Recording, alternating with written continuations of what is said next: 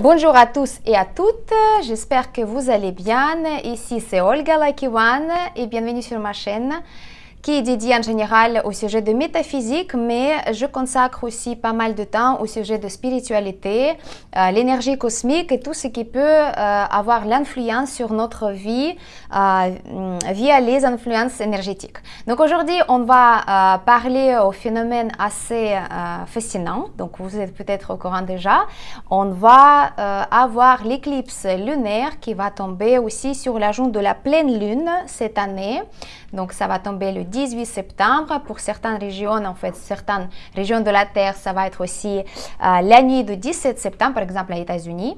Et qu'est-ce qui est intéressant par rapport à cette éclipse lunaire, c'est que à part d'être un moment de transformation, à part être un moment très puissant au niveau d'énergie, de purification dans divers domaines de notre vie, une décharge émotionnelle en général qui se produit pendant l'éclipse lunaire, parce que la lune c'est une énergie qui agit sur les émotions, les ressentis, nos pensées aussi. Mais c'est vrai que cette fois-ci, cette éclipse lunaire, elle tombe sur la pleine lune. En général, quand il y a l'éclipse lunaire ou l'éclipse solaire, il y a couloir d'éclipse. En général, encore une fois, l'éclipse lunaire, c'est sur la nouvelle lune et l'éclipse solaire sur la pleine lune. Cette fois-ci, ça va être inversé et l'éclipse lunaire, elle va tomber sur la pleine lune et donc l'éclipse solaire qui va fermer le couloir d'éclipse le 2 octobre, il va tomber sur la nouvelle lune. Donc ça, c'est quelque chose d'inhabituel. Donc les énergies, ils vont pas se montrer comme d'habitude. Moi, je dirais, ils vont se montrer encore plus, ils vont se montrer plus fortement. Et c'est vrai que à partir de la pleine lune, on va avoir la lune décroissante, donc quelque chose qui est aussi pas habituel. Quelques astrologues ils disent que c'est quelque chose plutôt bien parce que l'énergie, il va être en déclin, donc ça va pas donner autant de impact négatif sur nos émotions ou sur notre vie. Mais les autres, ils disent au contraire, vu que c'est il n'y a pas d'énergie, pour faire face à ce phénomène. Donc voilà, il faut juste tester, il faut voir. De toute façon, on va voir par nous-mêmes comment ces énergies ils vont se présenter, se manifester. Moi, dans cette vidéo, je vous propose donc d'aborder quelques pratiques spirituelles qu'on peut faire pendant la journée de l'éclipse, la journée de la pleine lune, pour justement atténuer les énergies, donc parfois qui peuvent être très intenses ou déséquilibrées. Donc voilà, l'éclipse lunaire, la lune, les émotions, les gens qui peuvent devenir agressifs, ça peut s'agir pas seulement de nous, mais quelqu'un qui est autour de nous. Donc faites attention aussi à tout ce qui se passe autour. Faites attention aussi à tout ce qui se passe à l'intérieur de vous, parce que la lune c'est quelque chose caché, quelque chose qui est pas très visible parce que voilà, elle apparaît que pendant la nuit. Et donc ça peut être ressorti comme les émotions ressenties, les pensées qui étaient cachées, qui étaient négligées par nous-mêmes. Et pendant ce moment très intense au niveau d'influence énergétique, ça peut justement ressortir, et on peut ne pas les contrôler tout simplement.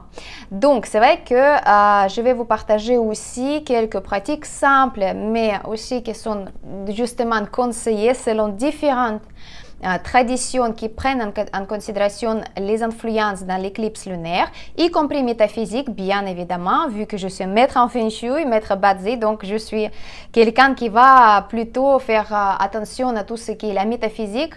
Voilà, les aspects métaphysiques, ils vont nous conseiller d'appliquer, et bien sûr les autres pratiques qui sont aussi très efficaces. Donc on va découvrir ça au fur et à mesure de cette vidéo. Donc restez avec moi. Et c'est vrai que très important, pourquoi en fait très important de faire ces pratiques spirituelles, parce qu'on peut utiliser ce moment qui est très intense, qui est rempli d'énergie très forte, très puissante, pour nous libérer des blocages, par exemple, et de faire un travail tout simplement profond sur nous-mêmes. Donc ça, c'est un moment idéal justement pour débloquer quelque chose qui était bloqué, pour se libérer de quelque chose qui doit être libéré et aussi peut-être de dégager la place pour les nouvelles choses magnifiques qui peuvent justement apparaître uniquement justement après ce travail nécessaire. Voilà mes chers amis. Donc on va commencer tout de suite.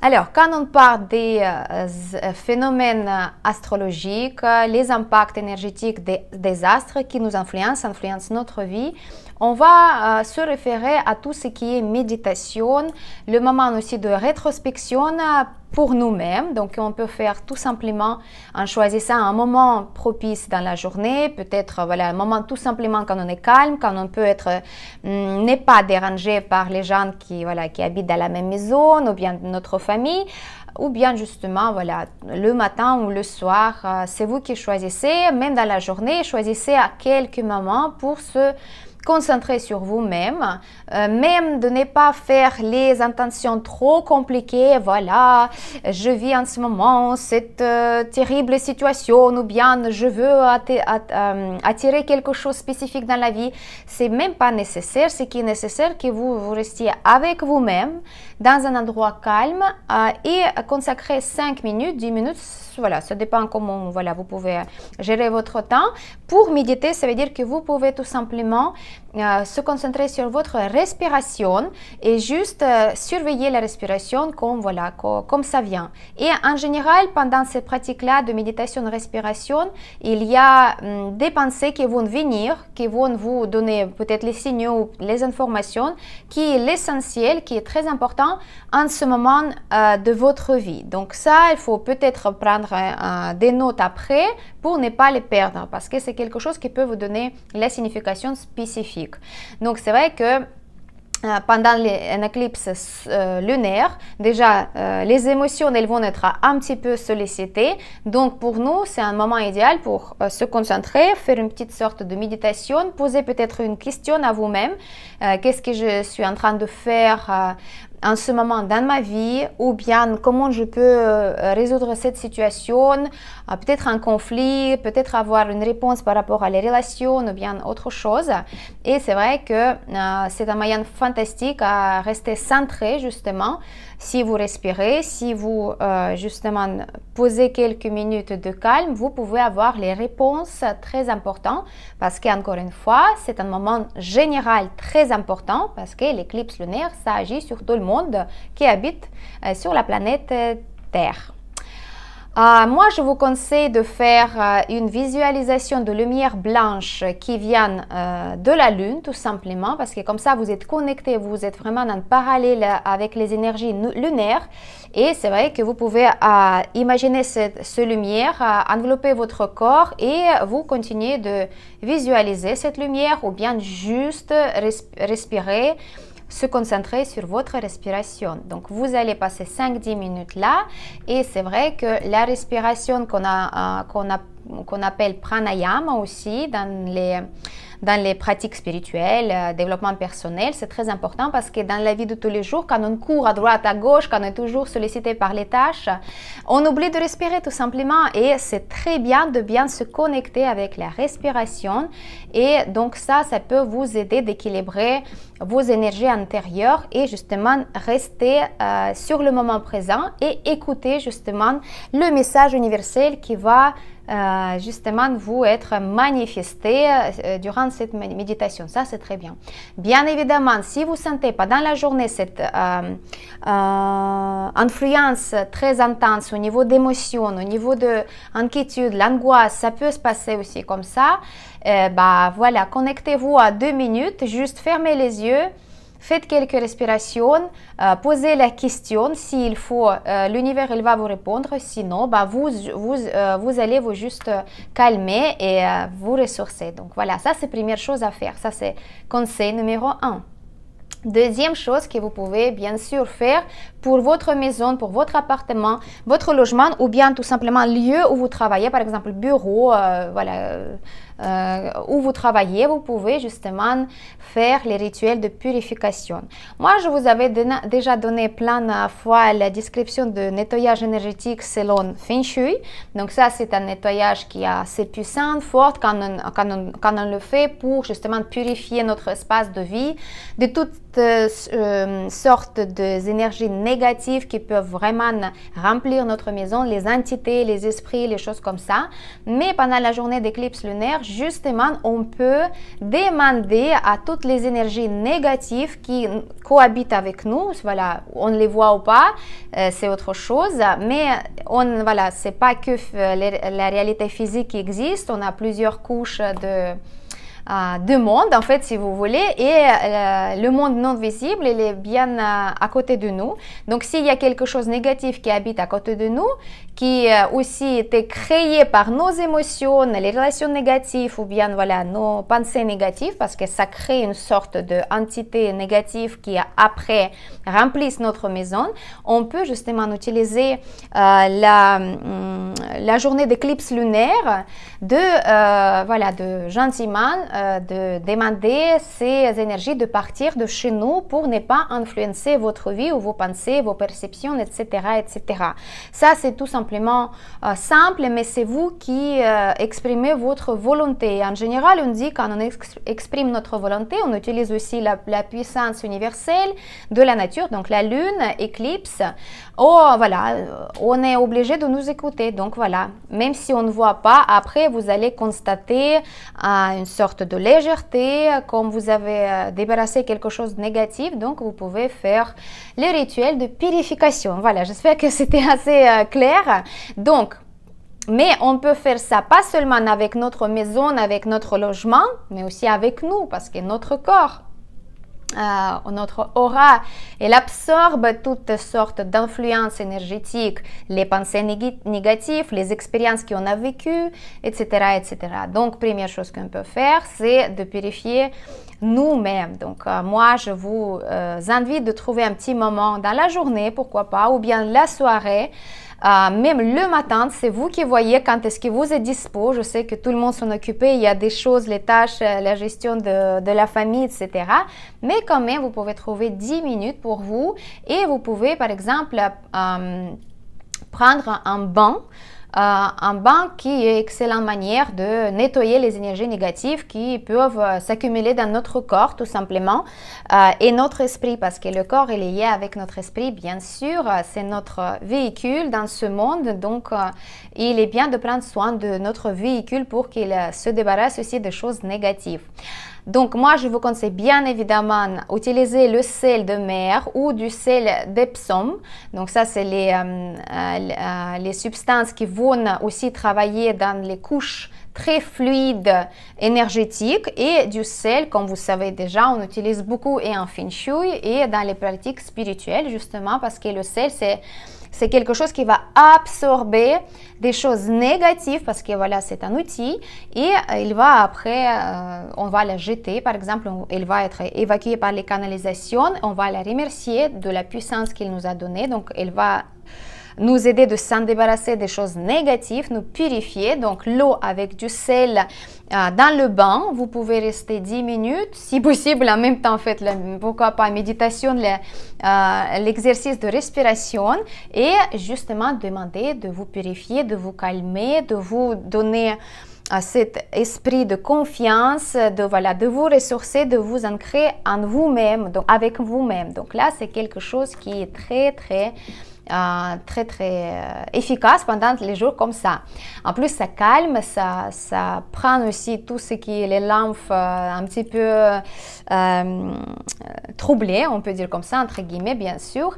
Et pourquoi pas ajouter quelques huiles, quelques gouttes d'huile essentielle, par exemple la lavande, parce que la lavande, c'est une substance calmante qui apporte la paix, qui calme l'esprit aussi, et pour renforcer aussi la relaxation pendant ce petit moment qui vous dédie à vous-même pour votre bien. Voilà. Après, si vous êtes, vous avez choisi de vous purifier vous-même, n'oubliez pas de votre maison, votre logement. Vous pouvez utiliser, pourquoi pas, voilà, vous pouvez brûler la sauge ou bien du palo santo, pourquoi pas. Et voilà, vous pouvez faire le tour de votre espace de vie. Vous pouvez aussi mettre en route, voilà, vous pouvez mettre la musique en route, par exemple des mantras, la musique cosmique, la musique de haute fréquence, pourquoi pas. Toujours en demandant les énergies de vous accompagner. Ça va vous aider justement de dissiper les énergies lourdes ou bien stagnantes. Donc là, c'est très puissant pendant la journée d'éclipse lunaire. Moi, en général, je vous conseille, autant encore une fois, mettre en métaphysique, d'utiliser les encens tibétains parce que ça, c'est les substances, en fait, si vous voulez, c'est voilà, les particules qui sont beaucoup plus lourdes, elles sont plus fortes pour justement chasser des choses négatives, de purifier en profondeur les choses. Mais là, pour l'éclipse lunaire, on a besoin de quelque chose de plus fluide, plus léger, donc palo santo avec un parfum très léger, ou sauge qui laisse aussi un parfum très léger, mais qui nettoie bien des choses négatives. Donc, vous pouvez utiliser ça. Bien sûr, mes préférés mantras et aussi des prières, pourquoi pas, si vous préférez. Donc, les mantras et les prières sont justement une manière très puissante d'harmoniser les vibrations autour de vous. Donc, dans la maison, autour de vous, tout simplement. Donc, bien sûr, j'ai dans ma collection, je ne sais pas combien de mantras j'ai, mais pour vous qui peut-être pas très à l'aise avec des mantras, avec le pratique de la récitation des mantras, pour quelles raisons, etc., etc. Moi, je vous recommande juste de réciter la mantra universelle, mantra de la compassion, de harmonisation, de la chance aussi. Om Mani Padme Hum. Donc ça, c'est une mantra très simple. Vous pouvez la mettre en route grâce à une musique. Vous pouvez la réciter vous-même. Et c'est vrai que c'est un mantra de protection, de guérison, d'harmonisation, de compassion. Et elle est idéale pour justement calmer, équilibrer tout ce qui est l'influence énergétique au niveau des éclipses lunaires, au niveau de vos émotions et dans la maison. Donc ça, c'est très bien. Vous pouvez vous poser aussi 2 minutes et réciter 108 fois, par exemple, le mantra Om Mani Padme Hum. Si vous préférez les prières, c'est aussi un excellent moyen, bien sûr, pour demander, pour demander certaines guidances et apaisement pendant cette période intense au niveau d'énergie, l'éclipse lunaire. Donc voilà, ça c'est très bien. Si vous voulez réciter une prière ou une autre mantra, c'est vous qui voyez. Moi, je vous rappelle que sur ma chaîne YouTube, vous avez une petite vidéo que je fais à l'époque en live, justement, en direct, avec les mantras spécifiques pour la pleine lune. Sutra, c'est pas la mantra, c'est Sutra Norbu Sangpo. Ça, c'est un sutra très puissant pour la pleine lune. Vous pouvez le trouver sur ma chaîne et vous pouvez la pratiquer aussi si vous voulez les résultats beaucoup plus fortes, puissantes, et si vous voulez vraiment utiliser la pleine lune aussi comme phénomène astral. Alors, autre chose que vous pouvez faire aussi, c'est que je vous conseille de faire une sorte de rituel d'écriture et introspection, donc ce qu'on fait justement pendant la journée. Les éclipses lunaires, ce sont les symboles, si vous voulez, qui vont, c'est quelque chose qui symbolise la libération émotionnelle, parce que la lune, elle agit sur les émotions. Elle va de toute façon, soit par nous-mêmes, soit via les autres personnes qui sont autour de nous, influencer nos pensées, nos émotions, notre comportement. Donc, c'est la période parfaite pour justement se tourner vers l'introspection, donc envers nous-mêmes. Moi, je vous conseille de prendre encore 2 minutes dans la journée, ou bien même si vous êtes dans le bouchon, juste faites un message vocal à vous-même, je ne sais pas, dans le dictaphone, dans le téléphone, et vous pouvez noter les pensées, ce qui vient à l'esprit tout simplement. Même sans faire une demande particulière, vraiment quelque chose qui vient et quelque chose qui va faire une sorte de message, un titre pour vous guider tout simplement. Donc ça, c'est vous pouvez noter sur un journal, vous pouvez noter sur un bout de papier, sur, je sais pas, dictaphone, et pour le travail un petit peu plus concentré, plus consciente, moi je vous conseille de noter aussi pendant la journée d'éclipse ou même jusqu'à l'éclipse solaire, donc jusqu'à 2 octobre, vous avez toujours possibilité de faire toutes ces pratiques parce que l'éclipse, elle va agir quand même pendant toute cette période-là, mais vous pouvez quand même consacrer la journée d'éclipse de la pleine lune pour intensifier justement les pratiques. Donc vous pouvez noter dans un cahier, dans le journal, dans un bout de papier, sur votre téléphone, n'importe, tout ce que vous voulez, ce que vous souhaitez laisser derrière vous. Donc tout ce que vous avez plus besoin, tout ce qui vous sert plus, tout ce qui est négatif ou bien votre comportement négatif tout simplement ou voilà, des situations, des gens, des maladies, des manques, les choses comme ça, vous pouvez noter. Et c'est vrai que ça peut être aussi les croyances limitantes, relations toxiques, émotions négatives. Tout ce qui, selon vous, vous empêche d'être épanoui, heureuse, heureux et vivre votre vie de rêve. Donc, c'est vrai que vous pouvez noter ça.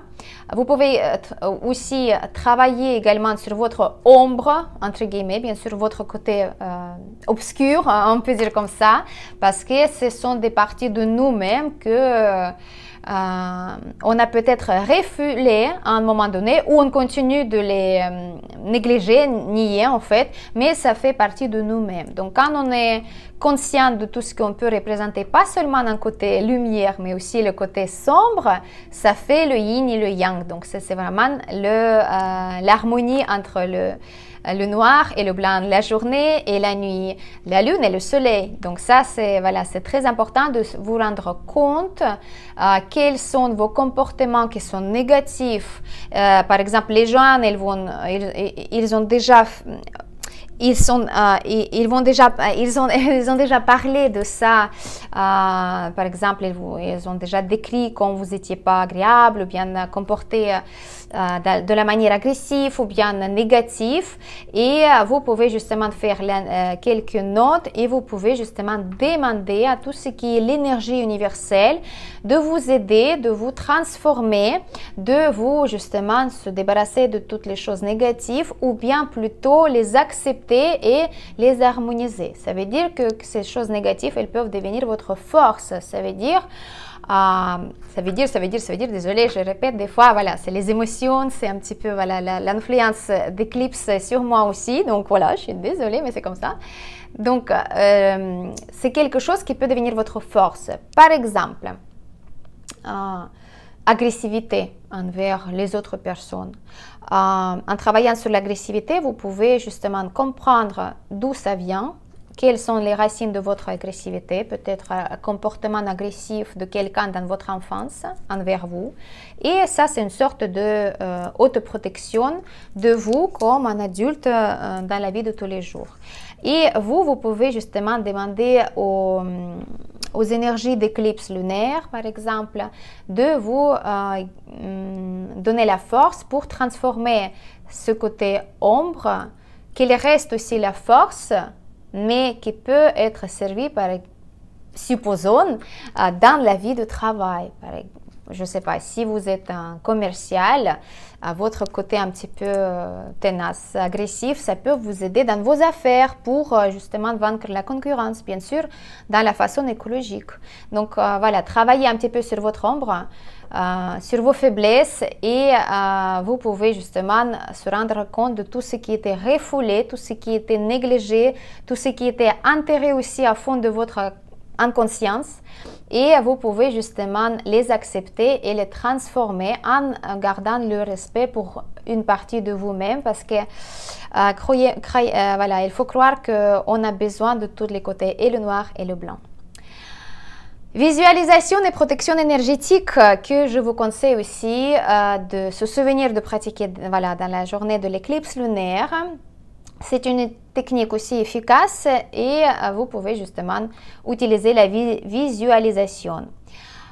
Visualisation protectrice. Donc, qu'est-ce que c'est? Imaginez une bulle de lumière dorée ou blanche, ça dépend de voilà, ce que vous voulez, dorée ou blanche, autour de vous, donc comme une sorte de l'œuf un œuf ou bien voilà quelque chose de la forme un petit peu arrondie.